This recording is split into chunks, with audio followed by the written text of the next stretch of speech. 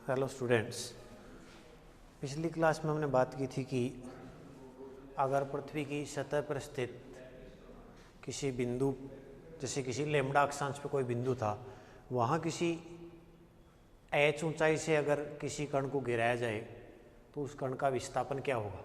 तो हमने ये कैलकुलेट किया था कि अगर उस कण को उत्तरी गोलार्ध में गिराया जा रहा है तो वो पूर्व दिशा में विस्थापित होगा, और इसी प्रकार अगर दक्षिणी गोलार्ध में गिराया जाएगा तो वो पश्चिम दिशा में विस्थापित होगा। हमने उत्तरी गोलार्ध में उसको h ऊंचाई से गिराने पर कितना विस्थापन होगा पूर्व दिशा में, उसका व्यंजक कैलकुलेट किया था। ये व्यंजक है वो ओमेगा जी ओ टी के पदों में है। हम इसको ऊंचाई के पदों में अगर कैलकुलेट करना चाहें, क्योंकि हमने किसी पर्टिकुलर हाइट से गिराया था, तो इसको कन्वर्ट करने के लिए हम जानते हैं कि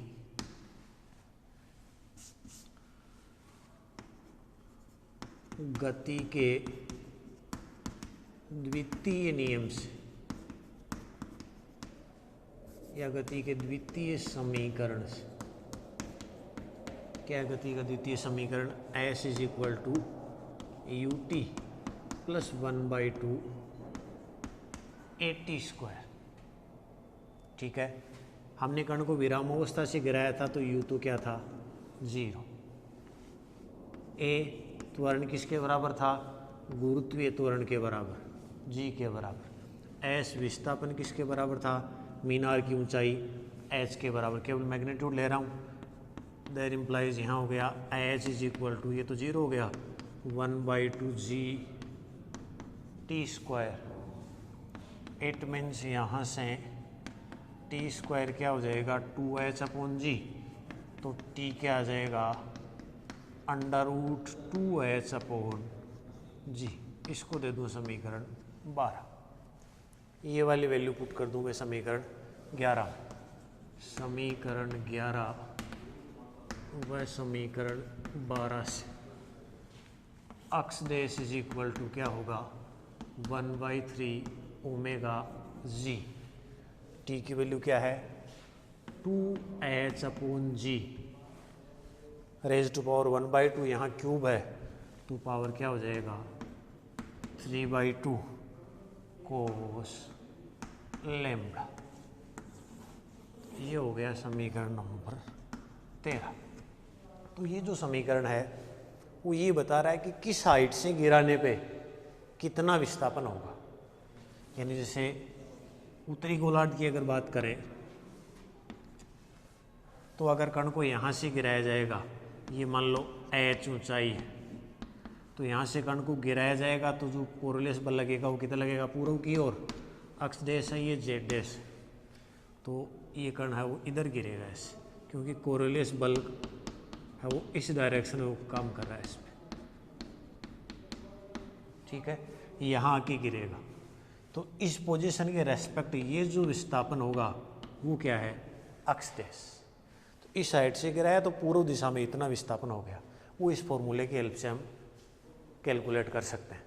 ठीक है, तो उसके लिए आपको हाइट h का पता होना चाहिए, ओमेगा पृथ्वी के लिए कोणीय वेग और g गुरुत्वीय त्वरण का मान पता होना चाहिए। किस प्रकार कैलकुलेट करते हैं, कैलकुलेट करने के लिए एक एग्जाम्पल से हम चेक करते हैं इसको। एक एग्जाम्पल लेके सोल्व करते हैं। एग्जाम्पल ये है कि उत्तरी गोलार्ध में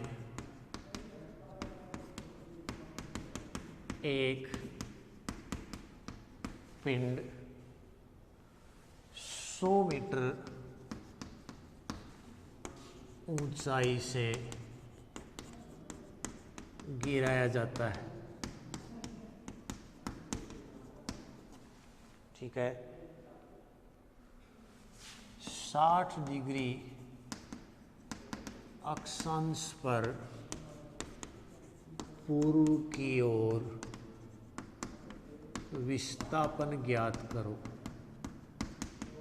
पूर्व की ओर विस्थापन ज्ञात करो, ये क्वेश्चन।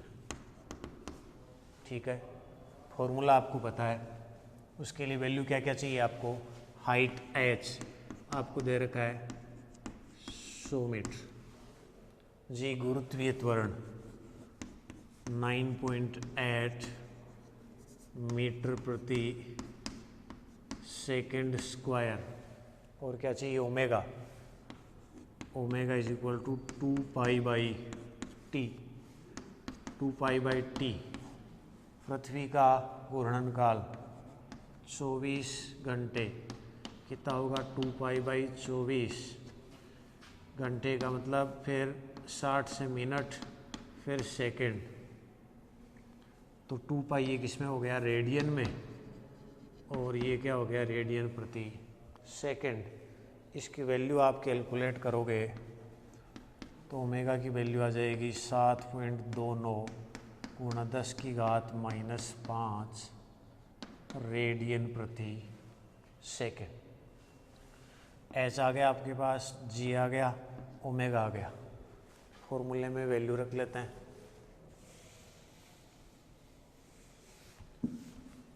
अतः पिंड का पूर्व की ओर विस्थापन, ये फॉर्मूला है, तो अक्ष देश 1/3 omega 7.29 into 10⁻⁻5 into G 9.8 metre per second square into 2h 100 upon 9.8 raise to power 3/2 into cos lambda. हमें पता है लेमडा इज इक्वल टू क्या दे रखा है आपको 60 डिग्री लैटिट्यूड, तो कोस लेमडा यानी cos 60 degree is equal to value क्या होगी 1/2। तो यहाँ वैल्यू में क्या लिख दूँ 1/2। ठीक है, तो इनको आप सोल्व करोगे तो सोल्व करने पे वैल्यू अप्रोक्सीमेटली आपको मिलेगी 0.011 मीटर।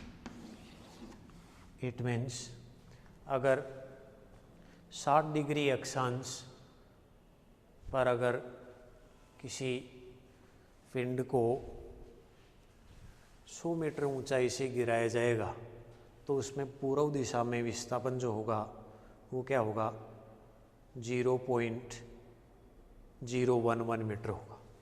ठीक है, इसी प्रकार अगर पिंड को उत्तरी गोलार्ध के बजाय दक्षिणी गोलार्ध में गिराया जाए तो दक्षिणी गोलार्ध में गिराया जाए तो उसका जो विस्थापन होगा वो क्या होगा पश्चिम की ओर। तो उसका जो डेरिवेशन है वो हम ठीक इसी प्रकार कैलकुलेट कर लेंगे। अक्ष देश की वैल्यू जो होगी वो क्या रिप्रेजेंट करेगा पश्चिम दिशा में विस्थापन को।